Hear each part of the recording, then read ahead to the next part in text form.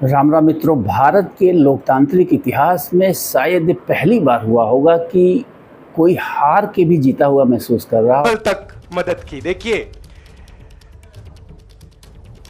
ये चुनाव इंडिया गठबंधन और कांग्रेस पार्टी सिर्फ एक राजनीतिक दल के खिलाफ नहीं लड़ी थी। ये चुनाव हम बीजेपी, एक राजनीतिक दल, हिंदुस्तान के इंस्टीट्यूशंस, हिंदुस्तान का जो पूरा गवर्नेंस का स्ट्रक्चर है, इंटेलिजेंस एजेंसीज, सीबीआई, ईडी, ये सब, आधी जुडिशरी, इन सब के खिलाफ हम लड़े थे। क्योंकि इन सब संस्थाओं को, इन सब इंस्टीट्यूशंस को नरेंद्र मोदी जी ने और अमित शाह जी ने कैप्चर करा, धमकाया, डराया। प्रेस की तो मैं बात करता रहता हूं, आपको मतलब काफी बार कहा है कि आपका भी रोल रहना चाहिए, और उस रोल को काफी लोगों ने किया, काफी लोगों ने खुल के किया, काफी लोगों ने छुप के किया। और आपके इमोशंस कहां थे हमें मालूम है। लड़ाई संविधान को बचाने की थी, कॉन्स्टिट्यूशन को बचाने की थी। और मैं आपको सच बताऊं तो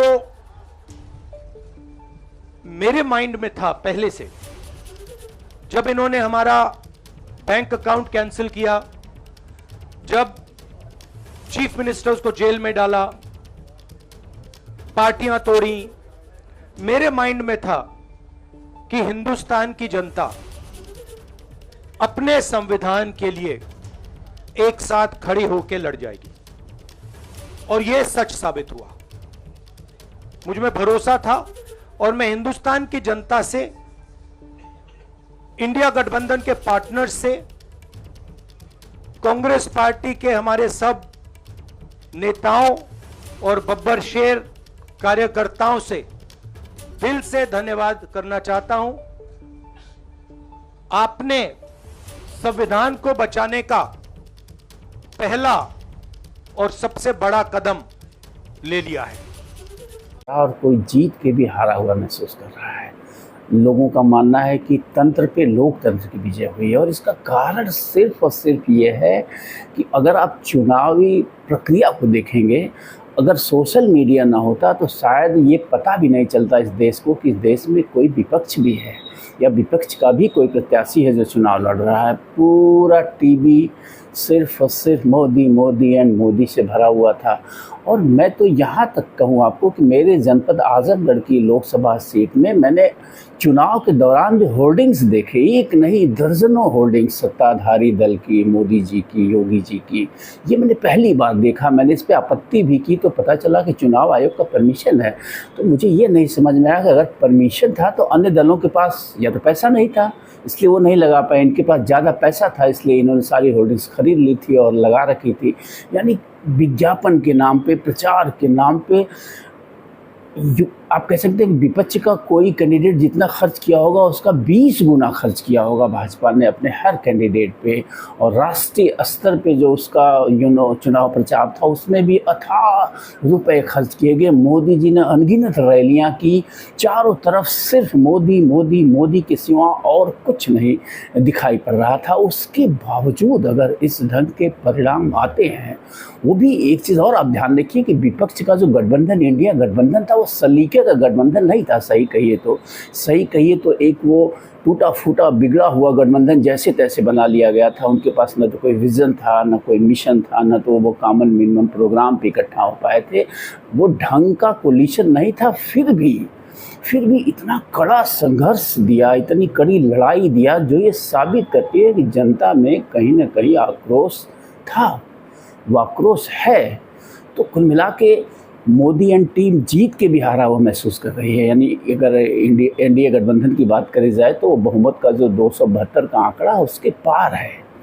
लेकिन व्यक्तिगत रूप से मोदी जी की पार्टी भाजपा जो है बहुमत से नीचे रह गई है। यानी जो 400 पार और अकेले भाजपा 350 360 पार, ये सारे नारे विफल हो गए। तो मेरा कहने का मतलब है कि ये एक तरीके से हार ही माना जाएगा और ये देश की जनता ने, यानी आई मीन टू से कि लोकतंत्र है, ये मैं बार बार कहता हूँ कि लोकतंत्र है, ये किसी को भी सबक सिखा सकता है और हर किसी का वक्त आता है। लोकतंत्र में मैं बार बार कहता हूँ ना कि किसी को इतनी शक्ति नहीं देनी चाहिए कि वो अपने आप को ईश्वरीय अवतार समझने लगे। तो अगर देखा जाए तो जिस ढंग से संस्थाओं का दुरुपयोग किया गया है, लगातार ईडी और सीबीआई के माध्यम से विपक्ष के नेताओं को टारगेट किया गया। आई मीन टू से मैं ये नहीं कर रहा हूँ कि विपक्ष के जिन नेताओं पे कार्रवाई हुई है वो ईमानदार लोग थे, वो बेईमान लोग ही थे, लेकिन सेलेक्टेड कार्रवाई की गई।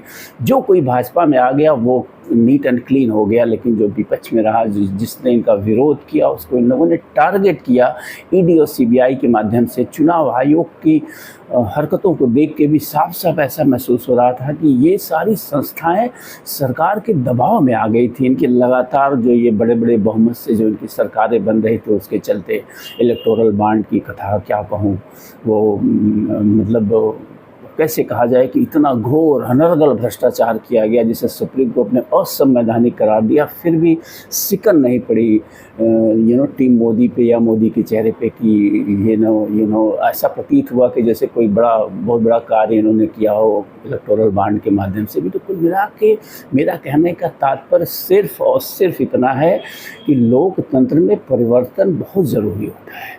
लोकतंत्र में किसी एक को अगर आप इस ढंग से बार बार सत्ता देंगे तो वो बौखलाएगा निश्चित रूप से। एक कहावत है ना कि power corrupts and absolute power corrupts absolutely. तो ये लोग उसी स्थिति में पहुंच रहे थे कि एब्सोल्यूट पावर करप्ट्स एब्सोल्यूटली। अगर इस बार फिर से ये स्पष्ट बहुमत में आते 350 400 का जो नारा दे रहे तो निश्चित रूप से कुछ एकदम से इनकी बौखलाहट देखने को मिलती है आपको। ये जीना हराम कर देते विरोध करने वालों का, इनके विरुद्ध कोई आवाज़ नहीं उठा पाता, इनके गलत को भी गलत नहीं कोई कह पाता।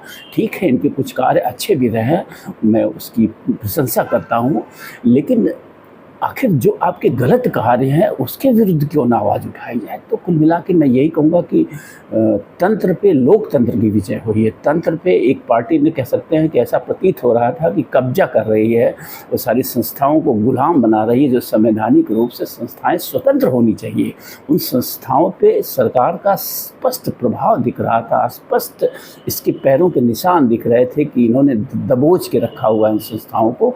तो ये जो जनादेश आया है जनता का, ये जनादेश निश्चित रूप से सोचने के लिए विवश करेगा कि ये लोकतंत्र है, ये जनता जब चाहे जिसको चाहे उखाड़ के फेंक सकती है, 1 मिनट में सत्ता से बाहर निकाल सकती है। तो ये मैं नहीं कहूँगा कि ये जनादेश किसके पक्ष में है तो ये एनडीए के पक्ष में ही अगर देखा जाए तो प्री पोल अलायंस था। ये प्री पोल अलायंस का मतलब होता है जो चुनाव के पहले ही पार्टियां मिल के लड़ती हैं, और उस गठबंधन एनडीए गठबंधन को बहुमत मिला है। 277 का जो जादुई आंकड़ा 272 का उसके पार है, ये फिर भी हारा हुआ महसूस कर रहे हैं। और विपक्ष जो उस इंडिया गठबंधन जो उसके पीछे है 40-45 सीट पीछे, फिर भी वो जीता हुआ महसूस कर रहा है। जीता हुआ महसूस वो सिर्फ और सिर्फ इसीलिए कर रहा है कि अब जो सरकार का गठन होगा वो सरकार निरंकुश नहीं होगी, वो बैलेंस सरकार होगी। क्योंकि अब जो है मोदी जी के सामने उम्मीदें मुझे भी हैं कि सरकार ये बना लेंगे, लेकिन ये अब रियल गठबंधन की सरकार होगी और मोदी जी यह कहने का साहस नहीं कर पाएंगे अब संसद में कि एक अकेला देश एक अकेले से नहीं चलता है। देश लोकतंत्र जो है कड़ी होता है, एक एक जन से चलता है, सब लोग मिल के देश को आगे बढ़ाते हैं तब देश आगे बढ़ाता है। तो एक अकेला की जो ये निरंकुश भाषा है, इस पे अंकुश लोकतंत्र में होना चाहिए और ये जनादेश जो है इस पे अंकुश लगाएगा। तो इसलिए इस जनादेश का मैं स्वागत करता हूँ। और मैं अगर बात करूँ तो जो मैंने प्रेडिक्शंस करे थे तो मेरे प्रेडिक्शंस लगभग सही हैं। मैं ये वीडियो की क्लिप्स डाल रहा हूँ, इसमें आप देखिए मैंने नेशनल लेवल पे भी प्रेडिक्शन किया था कि कड़ा मुकाबला है और बराबरी का मुकाबला है लगभग वैसा ही हुआ। और आजमगढ़ लोकसभा सदर सीट को लेकर मेरा प्रेडिक्शन था कि ये सीट समाजवादी पार्टी के खाते में जा रही है। तो बड़े सारे मित्रों का विरोध था कि नहीं, आपका आकलन गलत है, लेकिन मेरा ये आकलन भी एकदम अच्छा से सत्य हुआ है। और मैंने 50 से 60 हज़ार का अंतर बताया था मिनिमम, और वो अंतर लगभग 1 लाख का है।